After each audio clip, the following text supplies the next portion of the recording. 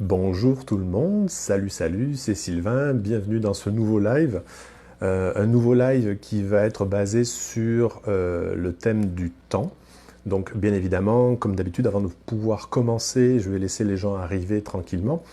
Et surtout, je vais faire le test habituel pour savoir si, vous me voyez bien ou vous m'entendez bien.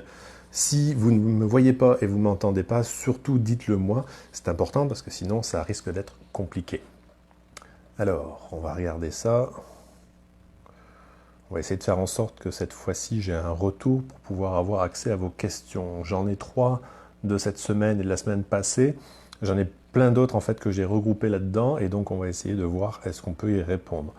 Alors, est-ce que vous m'entendez? C'est bon. Hop. On peut mettre ça là. Alors, évidemment, c'est pas ce que je voulais faire, mais ça s'en vient. Alors, donc en attendant, je vous laisse vous installer tranquillement. De toute façon, on a le temps. Ça tombe bien puisque c'est la thématique du jour.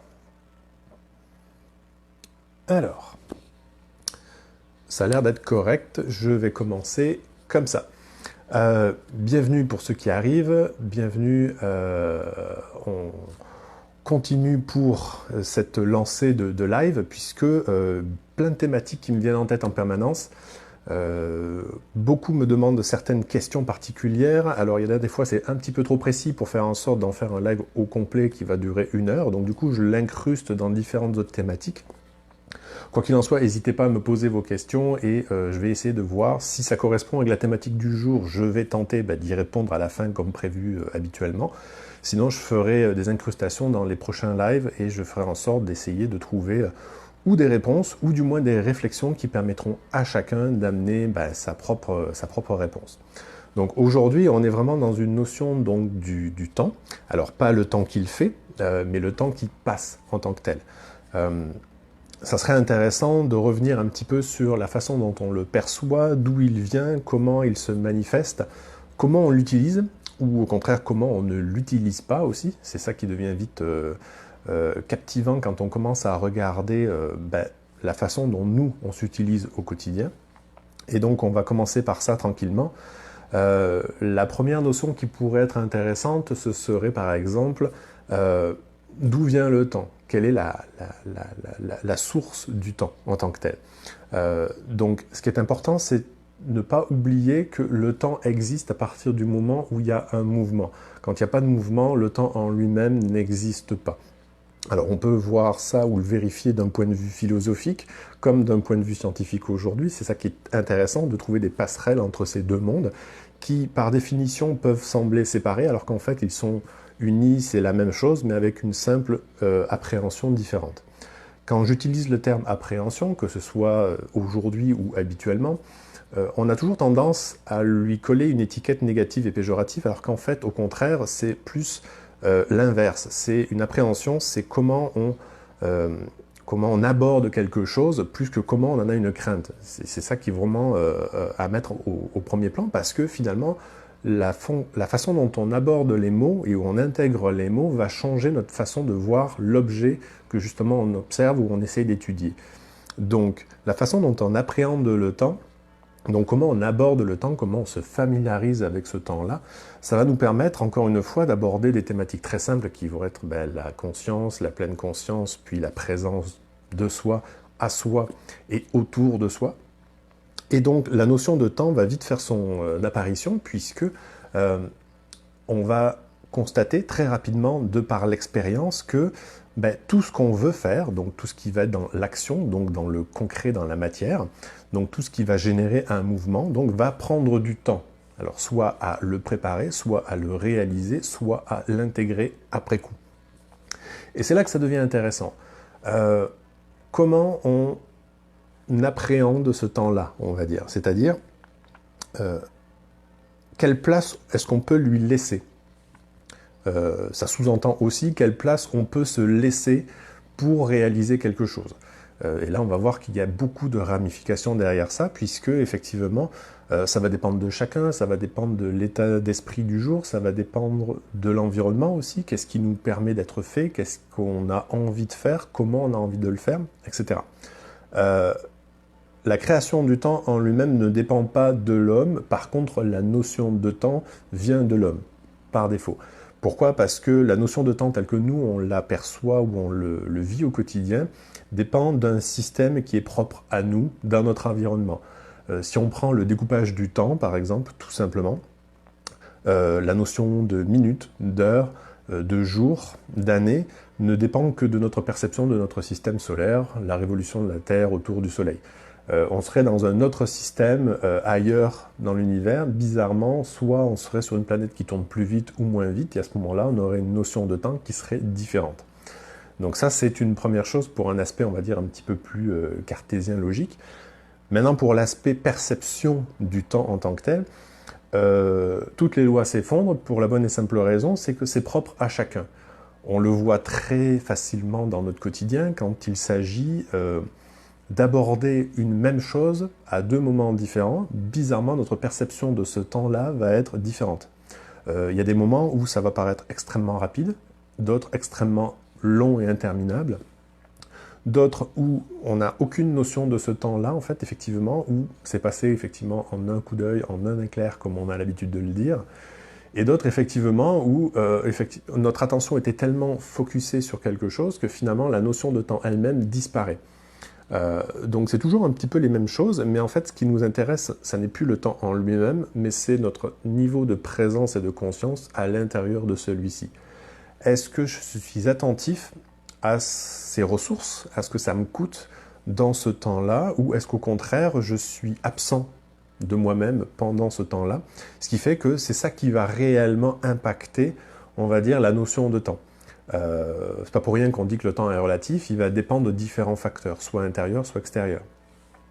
La perception du temps donc dépend de chacun, ça dépend vraiment de la culture de chacun aussi. Ça dépend aussi de différentes rituels aussi qu'il y a autour de la perception du temps. Comment on appréhende le temps, ou au contraire, comment on utilise celui-ci comme un outil et comme quelque chose qui va nous aider dans ce qu'on veut faire.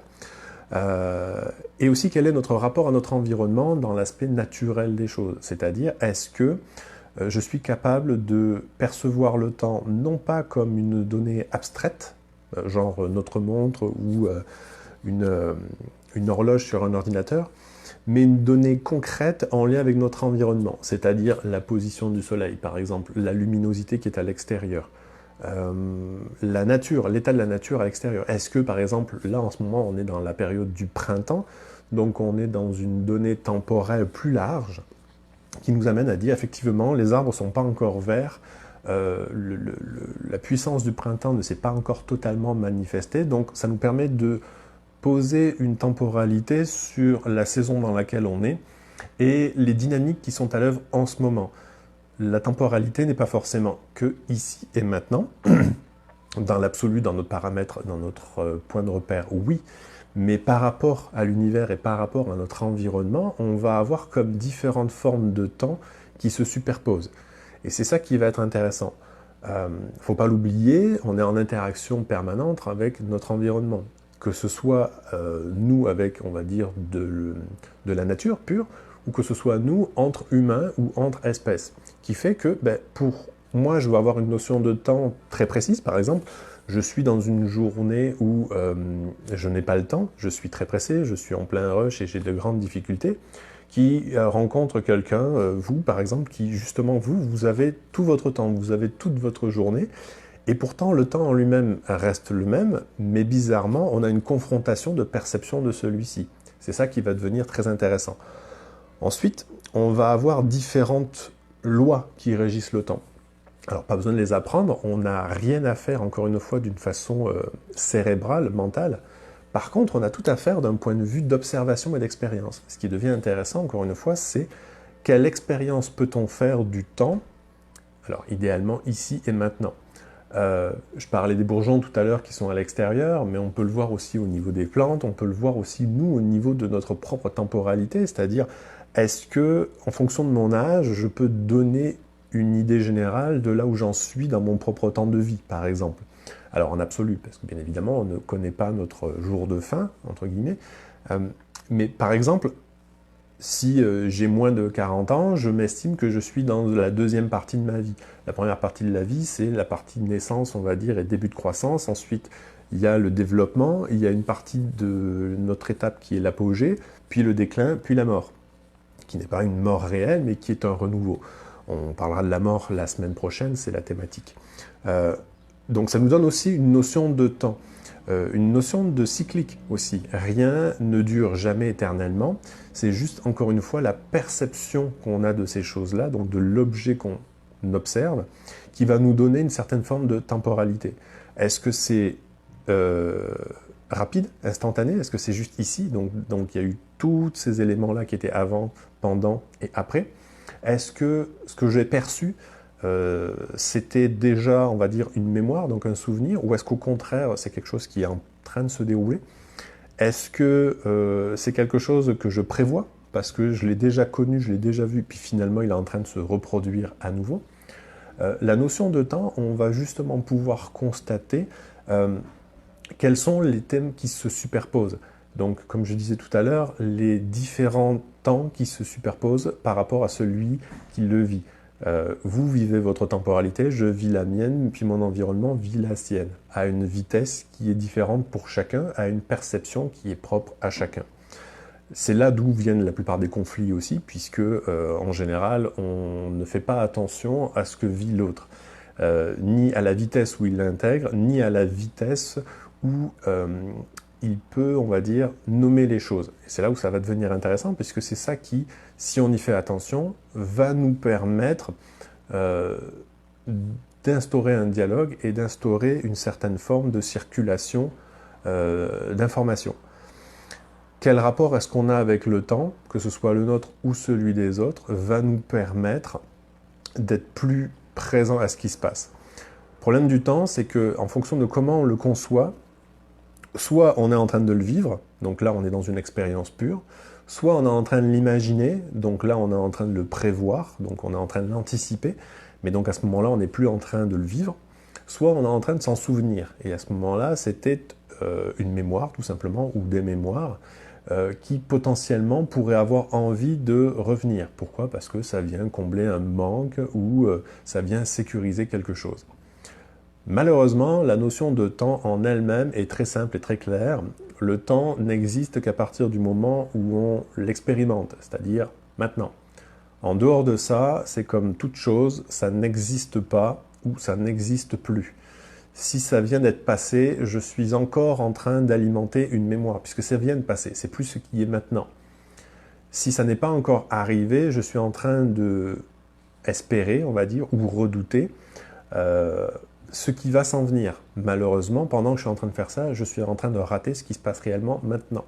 On est toujours dans cette notion de conscience, de perception des choses. C'est ça qui va être important à retenir. Donc le temps est quelque chose de relatif qui appartient à chacun en tant que tel, puisque c'est une notion subjective et qui ne dépend pas de celui qui l'observe. Dans la majeure partie du cas, puisqu'elle est propre à l'être humain. En dehors de ça, aucune autre espèce n'a de notion du temps en tant que telle, et encore moins ce qui n'est pas vivant.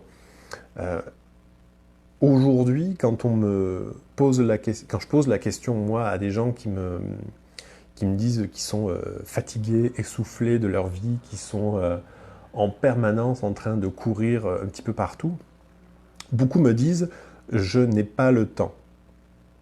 Alors, ça, c'est factuellement compliqué, puisque on sait très bien que dans une journée normale, on a 24 heures, mais bon, on va enlever, on va dire, 8 heures où on a une nuit de sommeil. Il nous reste quand même pas mal de temps pour vivre, on va dire, et donc expérimenter des choses. C'est la nature du contenu de l'expérience qui va faire en sorte qu'on va pouvoir avoir une notion de temps particulière. Est-ce que je n'ai pas le temps, ou est-ce que je ne prends pas le temps? Donc ça, c'est déjà une des premières questions qui pourrait être intéressante. Si je n'ai pas le temps, qu'est-ce qui fait que, concrètement parlant, je n'ai pas le temps? Qu'est-ce qui fait que de toutes les possibilités du quotidien, j'ai décidé de faire en sorte de ne pas avoir de temps. Parce que concrètement, on s'entend, c'est clairement ça. Ce qui induit une deuxième réflexion qui va être pourquoi est-ce que je ne prends pas le temps aussi, qui fait que quel que soit le contenu que je vais avoir dans ma journée, par exemple, ou dans mon heure, si je décide de faire quelque chose en plusieurs tâches, qu'est-ce qui fait que je passe mon temps à meubler mon contenu pour faire en sorte de ne pas me retrouver avec comme si c'était rien. On revient sur une vieille thématique, une des premières que j'avais abordées en fait, qui était il faut absolument que je fasse quelque chose pour être. Sous-entendu, il faut que je fasse quelque chose pour exister. Sous-entendu, il faut que je fasse quelque chose pour être reconnu. Alors que fondamentalement, avant même de devoir faire quelque chose, on est déjà là, on est déjà quelqu'un, on est déjà quelque chose à la base. Il n'y a pas besoin d'action particulière pour manifester notre état, on est déjà là. Ça va teinter, on va dire, la nature de ce qu'on est, de qui on est, mais en soi, fondamentalement, on est déjà là. Donc comment est-ce que j'utilise mon temps, utilement et intelligemment, pour faire en sorte que ça me permet d'être qui je suis, donc ça on en revient aux thématiques d'avant, et que ça soit utile aussi. Donc c'est prendre du temps pour soi, déjà, par soi-même, permet de générer des expériences de conscience, c'est-à-dire je suis présent à ce que je fais, quelle que soit l'activité, peu importe, que ce soit dit utile ou moins utile, on ne rentrera pas dans la notion d'utilité aujourd'hui, mais faire quelque chose qui semble inutile en ayant beaucoup de présence à l'intérieur nous permet de justement conscientiser que c'est pas utile et donc en général on s'arrête. Donc c'est pas une mauvaise expérience, c'est une bonne expérience. Ça nous permet de prendre conscience de la façon dont on s'utilise. Donc c'est comment au final un peu plus d'attention et de présence et de conscience dans nos gestes, dans nos paroles et dans nos intentions permet de trier nos habitudes de vie qui sont faites sur la base d'habitudes et de non-présence. Et donc du coup, ce que ça génère, c'est une qualité de présence, une qualité de temps utilisé bien meilleure. Donc comment on s'utilise au quotidien, quel que soit le temps qu'on a, peu importe, puisque très souvent on a l'impression de dire mais c'est parce que du temps j'en ai pas. Donc j'en ai pas, pas de problème.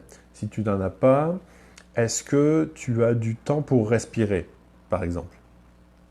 Non pas un temps additionnel, puisque normalement tu respires déjà à la base. Donc ça veut dire que il n'y a pas de choses à faire en plus. La seule chose qu'on va faire, par exemple, dans cette dynamique-là, c'est est-ce que je peux mettre mon attention sur ce qui se fait déjà, notamment la respiration. Donc finalement, on va s'apercevoir que respirer, que ce soit juste une inspire ou juste une inspire-expire, ne prend pas plus de temps que ce qui se fait déjà.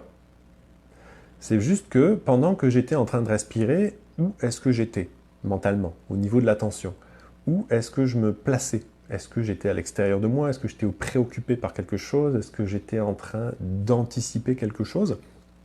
Est-ce que c'était donc utile?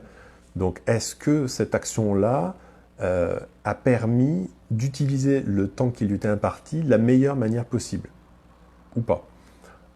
Pour les perfectionnistes, on pourrait dire que c'est comment optimiser son temps, c'est-à-dire faire en sorte que le temps utilisé pour ce que l'on fait soit le plus rentable possible, idéalement. Mais en gros, on pourrait très simplement aller plus loin encore dans la notion du est-ce que être là, ici et maintenant, est-ce que ça me coûte plus que si je n'étais pas là mentalement? C'est-à-dire je suis toujours installé ici, là, devant vous, mais si je suis plutôt en train de penser à mes prochaines vacances ou à mes précédentes vacances, mon niveau d'attention et la qualité du contenu que je vais donner va être machinal et donc va être un peu moins pertinent et va être plus brouillon peut-être.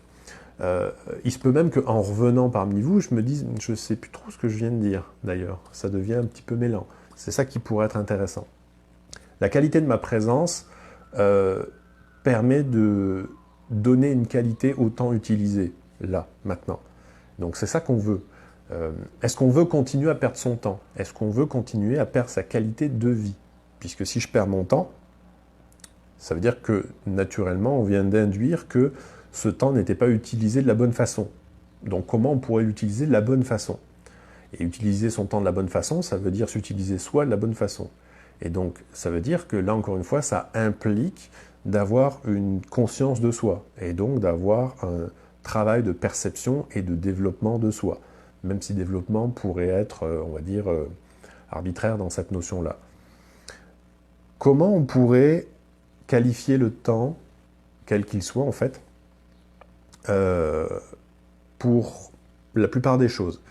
La première notion qui pourrait venir, ça serait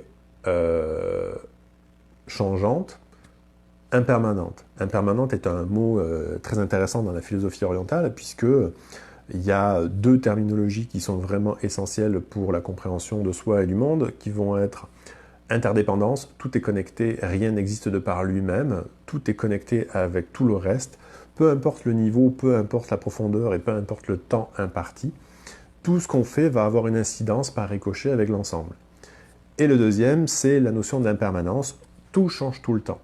Chaque chose étant un état particulier à un moment donné, étant donné qu'on est interdépendant avec notre environnement, va générer des fluctuations dans son contenu. Donc, je prends quelque chose, une situation aujourd'hui ou un objet, cet objet a une durée de vie. Je prends mon stylo, il a un temps qui lui est propre aussi. On va dire il y a 100 ans, ce stylo-là n'existait pas. Par contre, ces constituants existaient déjà, sous d'autres formes. Ce qui fait que différents éléments ont fait en sorte qu'ils ont pu être constitués comme ça. Et dans 100 ans, ce stylo-là, alors, il sera encore, on va dire, dans la forme du plastique, parce que c'est l'inconvénient du plastique, mais ça ne sera plus un stylo, parce qu'évidemment, l'encre aura séché ou elle aura fini, la mine aura cassé, il sera peut-être à moitié cassé, etc. Mais si on dit peut-être dans 1000 ans, le stylo n'existera plus. Par contre, ces constituants, atomiquement parlant, existeront encore, mais se seront agrégés en d'autres choses. Donc ce stylo a une temporalité particulière, différente de la mienne, parce que moi dans 1000 ans, ça fait très longtemps que je ne serai plus là en tant que tel. On sera à nouveau constitué d'autres choses. C'est ça qui va être important, c'est-à-dire que dès qu'on a une connexion avec quelque chose ou avec quelqu'un, on met en évidence ces différences-là et ça nous permet de rentrer un petit peu plus en profondeur dans la perception que l'on pourrait avoir de celle-ci, que ce soit les gens ou que ce soit nous-mêmes. En général, l'extérieur fait un écho à soi. C'est bête, mais c'est ça qui est super intéressant. C'est-à-dire, ce qui va me faire réagir sur mon environnement, c'est avant tout une réaction propre à moi-même, interne. Le temps va être une composante essentielle qui nous permet d'observer, de nous améliorer et aussi, tout simplement, d'apprendre. Nous pouvons apprendre des choses parce que nous prenons le temps de faire ces choses-là. Et si on décide de ne pas prendre ce temps-là, ben, on ne pourra pas faire cette progression-là. On ne pourra pas évoluer ou on ne pourra pas lâcher ce qui justement nous retient. Et le problème du temps, c'est que ça va générer aussi d'autres problématiques. Le temps amène un problème bien connu de l'humain, on va dire, qui est la notion d'attachement. Plus je passe de temps avec des choses, que mon affect va faire en sorte qu'on s'habitue et on s'attache, ben justement, plus on va développer cette notion d'attachement et potentiellement de dépendance. Le problème de ça, c'est que, comme on l'a dit, le temps de chaque chose est propre à la chose en question. Ce qui fait que si je m'attache éperdument, par exemple, à, je sais pas moi, une voiture, par exemple, elle va avoir sa durée de vie. Au bout d'un moment, elle ne fonctionnera plus. Voire peut-être qu'il y aura un accident qui fait que ben, finalement, l'image que j'avais de ma voiture, ben, elle n'existera plus puisqu'elle sera ou broyée, ou cassée, ou endommagée. Ce qui fait que on s'attache à des choses qui, par définition, vont passer, vont évoluer. Et tant qu'on restera attaché à ces choses-là, au final, on va générer ce que dans la tradition on appelle la souffrance. Problématique de la souffrance, c'est qu'elle fait partie de l'humain, de l'humanité en tant que telle. On a les 4 grandes souffrances de l'humanité qui sont ben, la naissance, la maladie, la vieillesse et la mort. Ce sont des éléments qui font qu'on ne peut pas y échapper, c'est tout le temps. La seule différence qu'il va y avoir, c'est simplement que c'est une question de temps, et en plus, ça prendra à l'intérieur de ça du temps. C'est-à-dire que une maladie a son propre temps, elle aussi. Elle va avoir sa durée de vie en fonction de pourquoi elle est là, de qu'est-ce qui fait qu'on la génère ou qu'on l'entretient, et jusqu'à ce qu'elle s'en aille elle aussi, ou qu'on l'ait traitée, tout simplement. Donc, tout a une relation avec le temps, et tout va avoir comme objectif, de nous permettre d'apprendre, d'évoluer, et surtout de nous désengager de certaines habitudes qui font que on devient dépendant de certaines croyances et de certaines habitudes.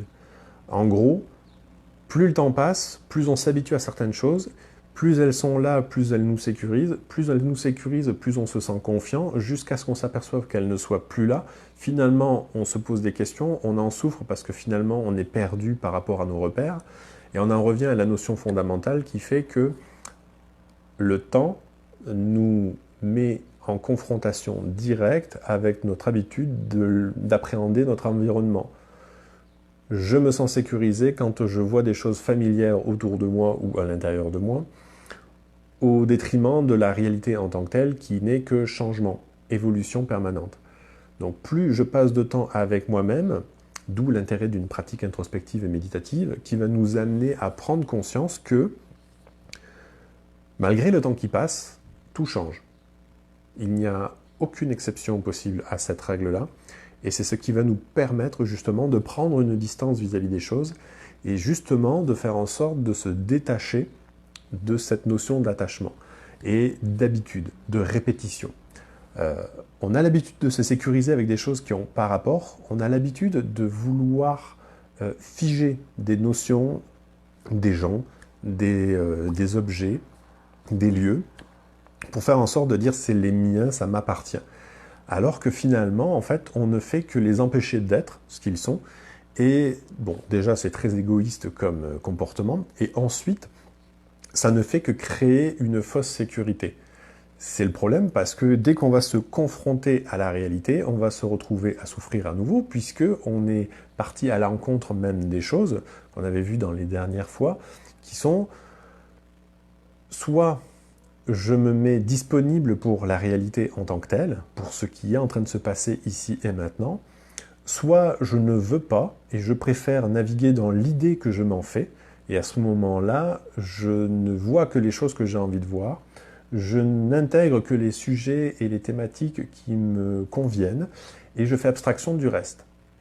Sauf que la vie va nous confronter bien évidemment à son lot quotidien de surprises et de nouveautés, qui fait que finalement on va se retrouver confronté systématiquement à ce qui se passe réellement autour de nous.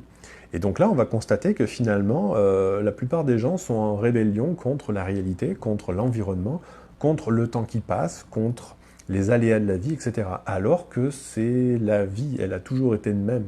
Si, comme j'ai tendance à le dire, on a pris le temps de découvrir les règles du jeu, c'est plus facile pour jouer ensuite. Quand on ne connaît pas les règles, c'est toujours compliqué de se lancer dans un jeu, puisqu'on sait très bien qu'on va perdre encore. Alors que si on prend le temps d'explorer toutes les règles du jeu, on devient plus à l'aise, on va dire, avec les possibilités de jouer un petit peu avec les limites des règles, et de faire en sorte d'apprécier beaucoup plus intensément cette partie. Et là, c'est pareil, c'est est-ce que je peux prendre en considération les lois, les règles qui régissent le vivant et qui régissent l'environnement?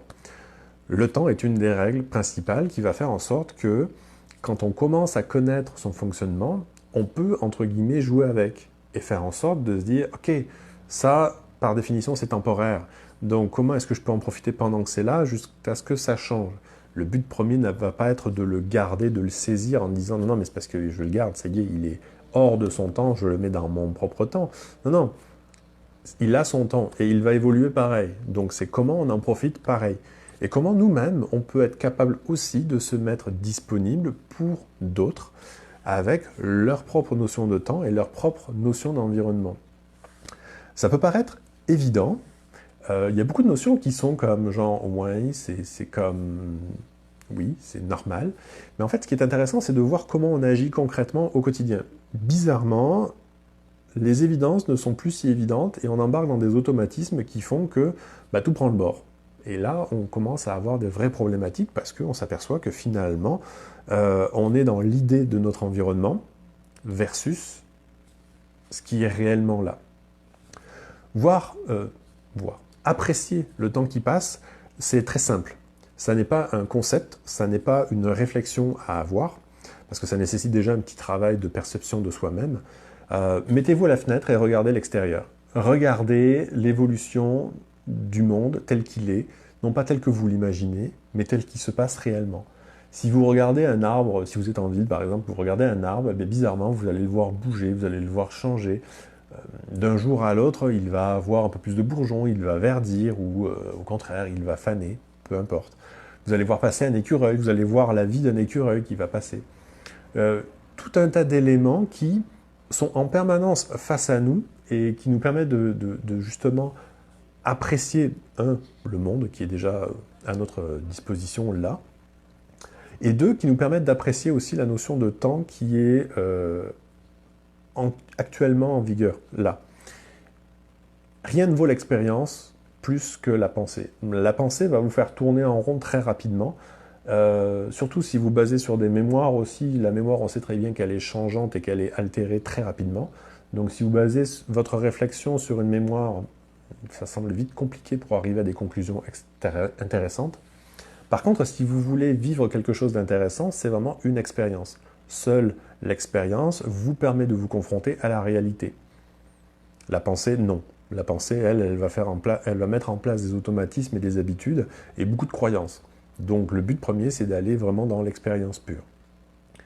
Combien de temps est-ce qu'on passe à faire ce genre d'exercice? En fait, techniquement parlant, on s'en fout. Il suffit juste de prendre conscience de quelque chose pour être présent à ce moment-là. Ça peut durer une seconde, une minute, une heure, une journée. Bon, une journée, ça semble compliqué quand même, parce que la plupart du temps, les gens n'ont pas ce temps-là, et ou ne le prennent pas, comme on disait tout à l'heure.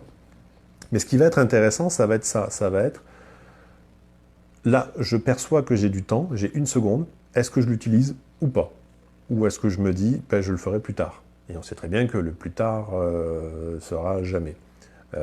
Ou ce qui sera plus tard, on va peut-être y revenir plus tard, sauf que l'état d'esprit que l'on avait au moment où on s'est dit « Ah, ouais, je vais le regarder plus tard », bah finalement, cet état d'esprit-là, on ne l'a plus. Ce qui fait que le regard qu'on avait maintenant sur l'expérience ne sera plus le même. Donc c'est une nouvelle expérience. On en revient sur la notion de cyclique de tout à l'heure, hein, c'est-à-dire que oui, c'est la même thématique, c'est le même objet qu'on va regarder, mais non, étant nous-mêmes différents de tout à l'heure, on aura changé et ça nous amènera à faire une expérience différente. C'est pas parce que j'ai perçu le temps à un moment d'une certaine manière que ça y est, j'ai perçu le temps d'une manière générale. Je l'ai perçu à un moment donné, à un instant T. Nous permet de mettre en place une meilleure visualisation du temps, une meilleure expérience du temps. C'est difficile de parler du temps en lui-même tant qu'on n'en fait pas juste l'expérience. Et ceux qui ont l'habitude de s'amuser justement à faire ce type d'expérience savent que en parler, ben c'est compliqué déjà. Puis deux, ça ne relèvera jamais de la saveur de l'expérience. Elle ne fait que donner, on va dire, un vague sentiment, on va dire une vague description hypothétique de ce qui a été réellement l'expérience. Donc c'est ce qui se passe souvent quand on me pose la question, mais concrètement, qu'est-ce qui se passe ou qu'est-ce qui va se passer? Ben j'en sais rien en fait, parce que la façon dont moi je vais le vivre va dépendre de moi, de mes habitudes, de mon éducation, de mon conditionnement, de ma façon de voir les choses, de la façon dont je suis aujourd'hui, etc. Si je te dis la façon dont je le perçois et que tu le fais et que tu tentes de percevoir la même chose que moi, bah, tu n'y arriveras jamais puisque tu n'es pas moi. Donc c'est ça qui va être vite compliqué. Chacun doit se faire son expérience en tant que telle pour justement se familiariser avec l'expérience même et donc avec ce qui est. Voilà, pour faire simple. Donc c'est tout un tas de petits exercices comme ça qui pourraient être intéressants et qui permettraient éventuellement de se voir différemment, de s'utiliser différemment et de percevoir notre environnement aussi différemment. Les questions qu'on m'a posées cette semaine, et qui étaient encore ce matin même, c'est comment prendre du temps pour soi quand on a, on va dire, une famille, ou quand on a un travail compliqué, ou quand on a un conjoint, quand on habite dans un petit espace. C'est comment on fait pour prendre du temps pour soi. La notion de prendre du temps pour soi est très simple, et elle est moins compliquée que ce qu'on a l'habitude d'avoir. En fait, c'est toujours pareil. Prendre du temps n'est pas une quantité en tant que telle. C'est pas parce que je vais prendre 2 heures que ça sera 2 heures utiles. Si je prends 2 heures dans mon temps, mais que c'est 2 heures où je pense à autre chose, où je ne suis pas réellement disponible pour ce moment-là, c'est 2 heures qui servent à rien, en gros. Alors, si vous en êtes rendu compte, c'est 2 heures qui vous ont permis de vous rendre compte de cette expérience-là, mais si vous vous en rendez pas compte, en fait, vous avez vraiment foiré 2 heures. Ça ne sert vraiment à rien. C'est comme quand vous regardez un film, mais que finalement vous passez votre temps à texter pendant ce film, donc vous n'avez pas vraiment été disponible pour le film, et donc vous auriez dû juste couper le film, puis texter en attendant. C'est comme l'art de faire plusieurs choses à la fois, et au final de n'être réellement nullement présent à aucune des choses que vous faites. C'est un peu paradoxal. Donc comment prendre du temps pour soi? Il n'y a pas de secret. C'est mettre son attention dans ce que vous êtes en train de faire. Et ça peut être tout. Absolument tout. Il n'y a absolument aucune restriction là-dessus. Vous êtes une mère monoparentale, et puis vous avez 3 enfants bas âge, et puis vous avez votre job, et puis, enfin, bon, la totale. Avoir du temps pour soi, c'est très facile. Malgré tout. Quand vous êtes avec un de vos enfants, par exemple, essayez d'être avec. Vous pouvez très bien être disponible, entre guillemets, juste pour surveiller les autres au cas où, mais la petite seconde où vous allez être avec, soyez avec. Quand vous êtes en train de faire votre vaisselle, par exemple, faites votre vaisselle. Si vous avez juste à les surveiller, vous les regardez pendant un instant pour surveiller, mais dès que vous revenez dans votre vaisselle, vous êtes dans votre vaisselle, vous faites la vaisselle. Tout ce qui va être une expérience en soi permet d'être là, et donc d'avoir une notion du temps qui est là, et donc une notion de présence associée à ça. Et c'est super important, parce que tout va devenir en soi une expérience. Quand vous jouez avec vos enfants, c'est le moment idéal pour justement profiter de ce qui se passe. Si vous n'avez pas forcément d'enfants, si vous n'avez pas forcément un travail qui vous prend du temps, comment prendre du temps pour soi? Ben déjà, ça va être le vouloir. Ça peut paraître évident, mais ça n'est pas tant que ça pour tout le monde. Donc c'est faire quelque chose va vous permettre de vivre une expérience. Et on n'est pas là pour la conceptualiser, on est là pour l'expérimenter. Est-ce que, par exemple, si j'ai envie de méditer, je peux le faire. Mais méditer, on est dans l'habitude qu'il faut que ça soit 20 minutes, une demi-heure, 40 minutes, 1 heure, peu importe. Est-ce qu'on peut s'asseoir X minutes, vivre l'expérience, puis, ok, c'est bon. Ça a peut-être été 2 minutes, 1 minute, 5 minutes, 10 minutes, peu importe. Mais se permettre l'expérience au-delà du concept qui a initié l'expérience. Genre, pour revenir sur la méditation, c'est la méditation assise, c'est toujours quelque chose qui fait stresser tout le monde, quasiment, en fait. Il faut que je m'assoie, j'ai pas envie, j'ai pas le temps, j'ai mal au dos. Bon, on a toute la liste d'excuses habituelles qui arrivent au premier pas. Est-ce que j'ai pas envie de m'asseoir au sol? Je vais m'asseoir là où je suis. Je prends 1 minute pour être juste là. Donc je prends ce temps-là pour faire une expérience qui me tente à ce moment-là, puisque je viens d'y penser. Donc c'est là tout de suite. Et est-ce que je peux me permettre d'avoir 1 minute, ou même ne serait-ce qu'une seconde, à réaliser ce que je viens d'initier là? Ou pas? Bon, on ne rentrera pas dans le jugement ou la critique, il n'y a aucun intérêt à ça, on l'avait déjà abordé, et on le réabordera un petit peu plus tard encore si besoin. Mais la notion fondamentale est toujours la même. Comment est-ce que je peux prendre du temps pour moi, sachant que je suis en train de me poser la question, ça veut dire que j'ai du temps là maintenant tout de suite, parce que ça prend 1 seconde. Je suis chez moi, je suis tout seul, et je me pose la question de comment est-ce que je peux prendre du temps pour moi. Vous êtes déjà en train de le faire, concrètement parlant. La question c'est est-ce que vous allez vous permettre de vous accorder ce temps-là, là tout de suite? Peu importe sa durée. Que ça dure 1 seconde, 5, 1 minute, 2 minutes, 5 minutes. Ne vous embarquez pas dans la projection, entre guillemets, de comment ce temps-là doit être utilisé de la manière, des façons, et qu'est-ce que vous devriez faire, parce que pendant que vous réfléchissez, vous ratez l'expérience que vous pourriez justement initier maintenant. Donc comment est-ce que je peux prendre du temps pour moi? Quand vous y pensez, c'est maintenant que ça se passe. Donc ça, c'est la première des choses. Une des deuxièmes questions que j'ai eues, c'est, qui va un peu dans le même sens, mais un peu avec une particularité spéciale, c'est « j'ai peur de m'accorder du temps ». Pourquoi? Alors, ça va dépendre des gens, ça va dépendre des antécédents des gens aussi, ça va dépendre de leur niveau de stress, de leurs émotions. Il y a beaucoup de facteurs qui font en sorte que c'est un petit peu compliqué de répondre précisément. Ça dépendrait effectivement d'une personne, c'est du cas par cas, tout simplement. J'ai peur de m'accorder du temps, en fait, c'est tout simplement qu'on a peur de ce qu'on pourrait retrouver face à soi. À l'intérieur de soi. C'est toujours pareil. En général, on meuble son temps pour faire en sorte de ne pas avoir affaire à se retrouver soi-même. Manque de chance, vous êtes avec vous-même. Donc si vous ne le faites pas consciemment, ça va remonter d'une manière plus ou moins croche et plus ou moins au mauvais moment. Donc autant faire en sorte que ce soit quand vous le décidez, idéalement.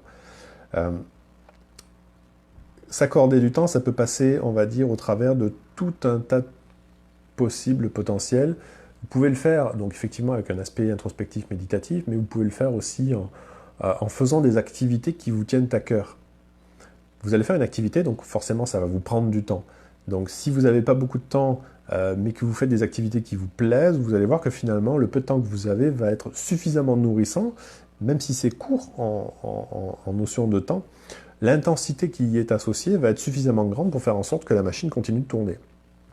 Si par contre, vous vous accordez peu de temps avec peu de qualité, vous allez vous apercevoir que finalement, du temps, vous n'en avez pas, la qualité, vous n'en avez pas, et vous passez votre temps à courir. On est dans un cercle un petit peu vicieux. Donc, j'ai peur de m'accorder du temps. Je vous dirais, la première des choses, c'est qu'il y a beaucoup de choses qui vont vouloir chercher à se manifester. C'est un peu le paradoxe de la découverte de porte, comme on appelle. C'est, vous voyez une porte, vous avez envie de l'ouvrir, mais dès que vous avez un peu entrouvert la porte, vous apercevez que là, il y a beaucoup de choses derrière. Donc vite, je la referme. Le problème, c'est que la porte, elle est déjà ouverte. Et en fait, on essaye de vouloir contrôler, encore une fois, ce qui n'a pas de raison d'être contrôlé. Là, encore une fois, on fait écho avec ce qu'on avait vu les dernières fois, c'est-à-dire chercher à se contrôler soi-même sans se connaître, c'est une aberration, parce que dans tous les cas, ça veut dire que vous n'êtes pas en phase avec vous-même. À un moment ou à un autre, tout ce que vous avez voulu tasser dans un coin, finalement, va chercher un moyen pour quand même se manifester. On n'est pas conçu, naturellement, pour être segmenté. On est fait pour être un ensemble complet, cohérent. Que ce soit le corps, que ce soit le mental, que ce soit les émotions, que ce soit l'énergie, que ce soit la spiritualité, que ce soit toutes les autres sphères de notre vie. On est fait pour être imbriqués l'un dans l'autre et faire en sorte qu'on apprenne et que ce soit fluide dans notre fonctionnement, que ce soit vis-à-vis de nous-mêmes, que ce soit vis-à-vis de notre environnement. Si ça n'est pas fluide, c'est le petit grain de sable dans l'engrenage. Ça ne marche pas et ça risque de coincer à un moment ou à un autre. C'est ce qu'on appelle un burn-out, c'est la dépression, c'est tout un tas de mécanismes qui rentrent en place parce que finalement, entre la réalité qui était telle qu'elle au départ, versus l'idée que je m'en étais faite, finalement, j'ai voulu tellement contrôler d'affaires dans ma vie que finalement, je me suis retrouvé à vivre une vie qui n'est pas moi. Et donc, la vie étant ce qu'elle est, elle va chercher à être ce qu'elle doit être. Et donc, forcément, ça risque de coincer. Et en termes d'expérience, c'est pas le corps qui va poser problème, il va être juste la manifestation des problèmes sous-jacents. Il n'est pas la cause en lui-même, en tant que tel. C'est lui qui pose problème, c'est le mental. Le mental est la source de tous nos problèmes. C'est d'ailleurs lui qui a la notion de perception des choses. Et cette perception-là, tant qu'elle est juste dans le domaine de l'idée, va continuer indéfiniment à générer des problèmes. C'est pas ce qu'on veut. Nous, ce qu'on veut, c'est des expériences et un ajustement en temps réel de ces expériences-là. Donc ça, c'est vraiment important. Donc, peur de s'accorder du temps, ça va être important de s'accorder du temps, comme on disait tout à l'heure. Commencez court, une petite seconde, une petite minute. Mettez votre attention sur votre respiration, par exemple, ou votre rythme cardiaque, si vous l'entendez, ou n'importe quelle autre expérience corporelle. Que ce soit pendant que vous marchez, que vous mettez une main sur un genou, par exemple, puis vous ressentez l'expérience, vous ressentez les sensations. vous êtes dans un temps de qualité avec vous-même. Donc vous allez passer du temps avec vous-même. Ce qui est important, c'est que très souvent, sous-jacente à cette question-là, j'ai peur de m'accorder du temps, c'est que c'est le hamster qui embarque. Et le problème de ça, c'est que très souvent, en fait, on cherche des solutions mentalement alors que c'est le mental qui est lui-même à l'origine de notre problème. C'est le serpent qui se mord la queue, on en a pour toute notre vie. Par contre, si vous avez envie de passer du temps de qualité avec vous-même, allez-y plutôt dans l'expérience, donc dans le corps, donc dans la sensation. Prenez ce temps-là pour expérimenter des choses. Si vous êtes créatif ou si vous êtes artistique, que vous soyez dans de la peinture, dans du dessin, dans de la sculpture, dans de la poterie, dans du jardinage, peu importe en fait, soyez l'expérience, devenez l'expérience, faites de vous, entre guillemets, l'expérience pour faire en sorte de voir que quand vous êtes dans un élément de ce style-là, vous êtes clairement dedans. Donc vous n'avez pas le temps de réfléchir à ce moment-là. C'est là où ça va devenir assez intéressant à explorer. Le but n'est pas de l'analyser, mais vraiment de le vivre. Et là, on est encore dans une notion souvent un peu subjective pour la plupart des gens, c'est qu'on préfère penser son expérience plutôt que vivre l'expérience. C'est un peu dommage. Donc on se limite sur plein de choses. Donc c'est ça pour j'ai peur de m'accorder du temps et pourquoi. C'est lui qui pose problème. On est trop dans sa tête, on est beaucoup trop dans sa tête et on est beaucoup trop déconnecté de l'expérience corporelle, du physique.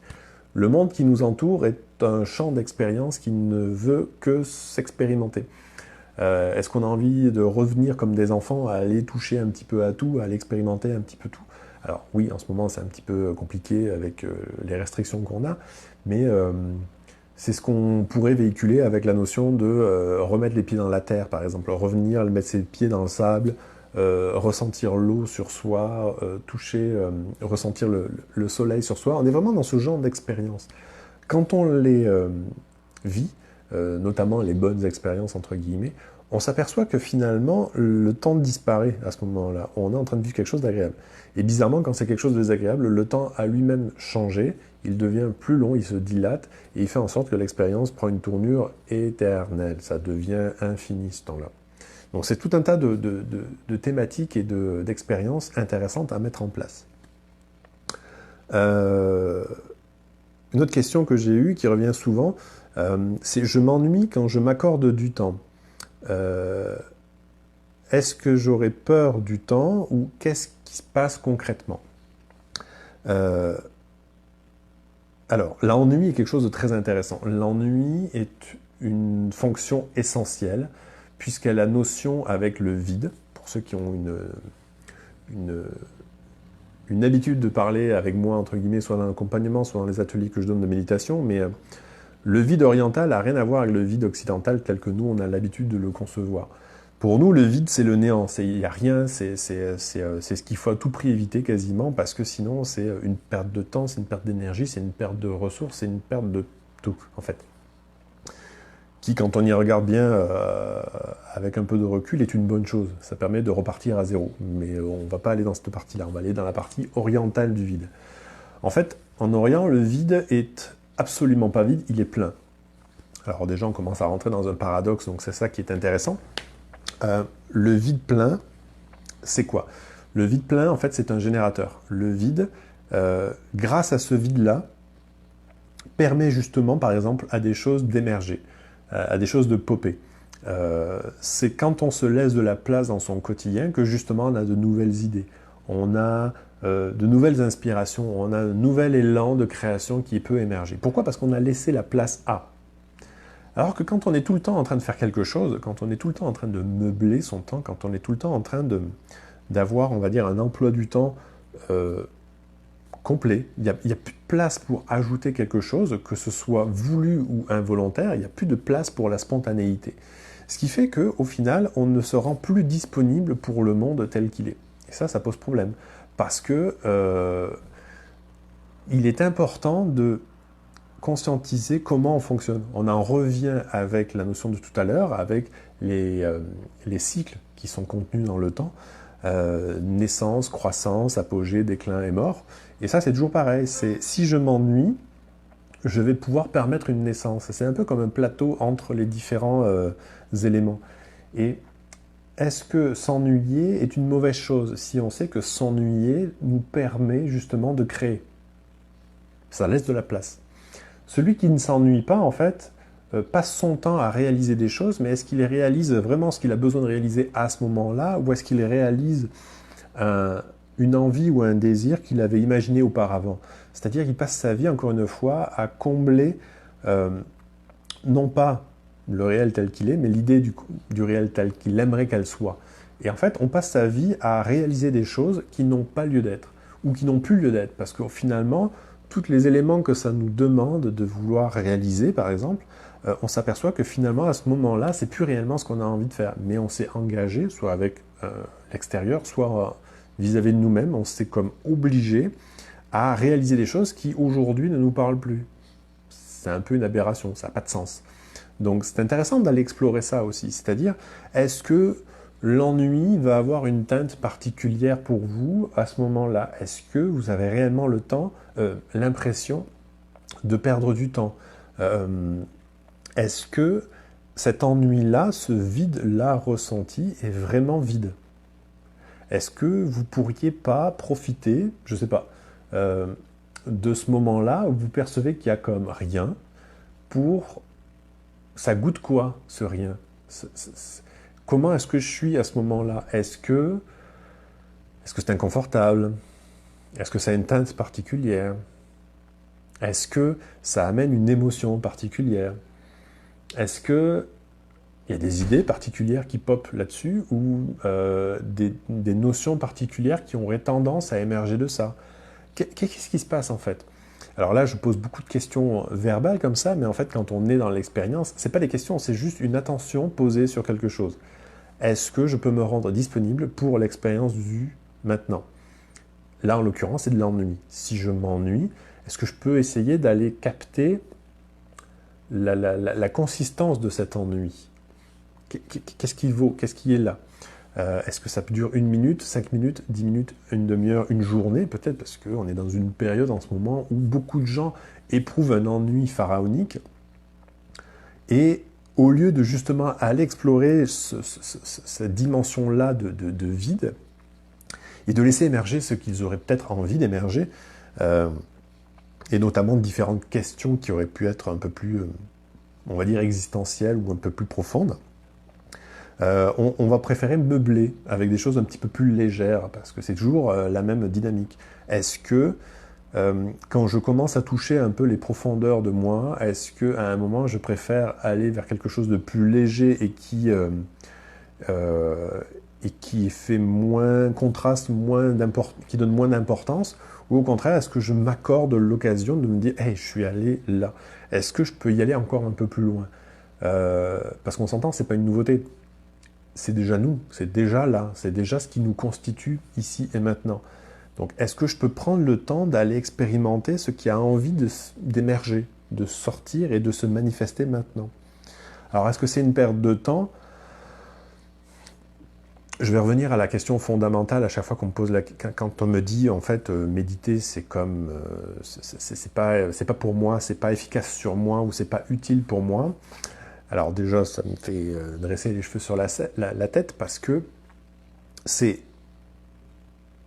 ça revient à dire est-ce que prendre du temps pour moi, par moi-même, du temps de qualité pour apprendre à me découvrir et à observer non pas ce que je crois qui est, mais ce qui est réellement là. Est-ce que c'est un temps qui est utile ou pas?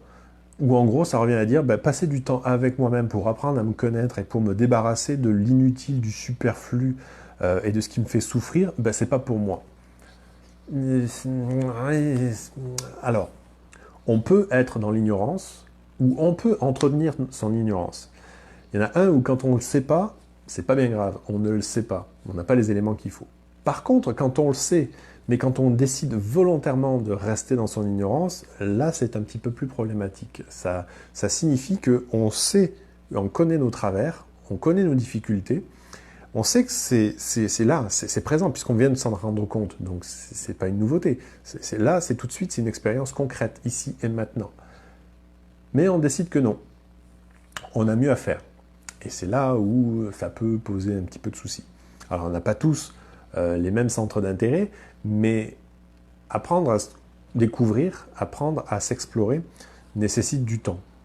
Mais une seconde peut suffire dans une expérience, comme on l'a vu tout à l'heure. C'est-à-dire, si je vis une expérience, par exemple un rayon de soleil qui vient me frapper en tant que tel, m'apporter un peu de chaleur, m'apporter une sensation intéressante au niveau du toucher et me faire ressentir tout un tas d'émotions à ce moment-là, on va s'apercevoir qu'une seule seconde est riche d'une infinité de sensations et une expérience complète en elle-même.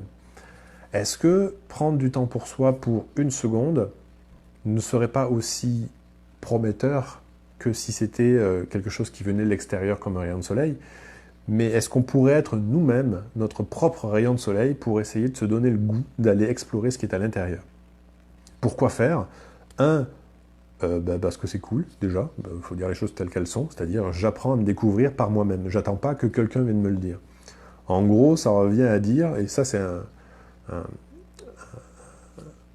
une réflexion que j'entends très régulièrement, quand je demande aux gens le temps qu'ils passent avec eux-mêmes pour explorer qui ils sont, ce qu'ils sont, on me répond inévitablement que une fois par semaine, ils voient leur psy. Alors, c'est le fun, c'est parfait, c'est génial. Sauf que sur 24 heures x 7, vous passez 1 heure dans la semaine, entre guillemets, en général 50 minutes, à vous, avec vous. Et le reste du temps, c'est pas utile. Donc vous dépendez de quelqu'un d'extérieur pour aller explorer un peu votre intérieur. Ça marche pas là. Il y a un problème, il y a un switch qu'il faut faire absolument et rapidement. On se doit d'aller s'explorer tout seul, en grande partie du temps, pour se familiariser avec ce qui est là, que ça nous plaise ou non. Plus je serai familier avec moi-même, plus je serai confiant de ce qui est à l'intérieur, et plus je pourrai jouer avec ce qui me constitue. Et donc, plus je pourrai facilement me libérer aussi de mes croyances, de mes habitudes, et faire en sorte que je sois dans une dynamique de vie beaucoup plus plaisante. Ça prend du temps, mais on l'a vu, ça peut prendre aussi court qu'une seconde. Mais une seconde multipliée par 60 fois dans une journée, et on s'entend qu'une seconde fois 60 dans la journée, tout le monde l'a anyway, vous avez déjà pratiqué 1 minute. Comme vous allez voir qu'à partir du moment où vous pratiquez, bizarrement, vous allez avoir envie d'aller plus loin encore. Et à ce moment-là, vous allez voir que la seconde va devenir peut-être 5 secondes ou 30 secondes. Ou des fois, quand on a un exercice que je donne très souvent, je dis « Est-ce que tu pourrais être attentif pendant 1 seconde à ton inspire ?» Donc en général, on fait l'inspire. Oh ouais, c'est cool. Puis du coup, on laisse son attention sur la respiration en entier. Donc du coup, on suit aussi l'expire, puis on reprend peut-être une inspire, une expire. Puis là, on s'aperçoit qu'on a regardé 12 secondes. En fait, j'ai gardé 12 secondes. Et en fait, j'ai envie de dire, ok, c'est parfait, cool, continue. Est-ce que tu as quelque chose de mieux à faire là, maintenant, que d'être avec toi-même et de t'apercevoir que finalement l'expérience en elle-même est géniale? Je ne sais pas. Peut-être que oui, peut-être que non. Si on a goûté à l'expérience une fois et qu'on s'aperçoit que waouh, mais c'est parce que c'est génial, ça apporte tout un tas d'affaires ce truc-là, on aura envie de la reproduire. Tant qu'on ne met pas en place l'expérience, tant qu'on va vouloir juste, parce qu'on va s'imaginer un bénéfice, le problème premier va être va faire qu'il va falloir mettre en place l'expérience plutôt que... Je vous laisse là-dessus. Si vous avez des questions, n'hésitez pas. On se retrouve la semaine prochaine pour la thématique sur la mort. Mais sinon, vous avez la possibilité de me retrouver pour les accompagnements thérapeutiques et spirituels sur Skype ou en face à face quand ça sera possible. N'hésitez pas à me contacter si besoin est et je vous souhaite une très bonne semaine. À bientôt. Bye.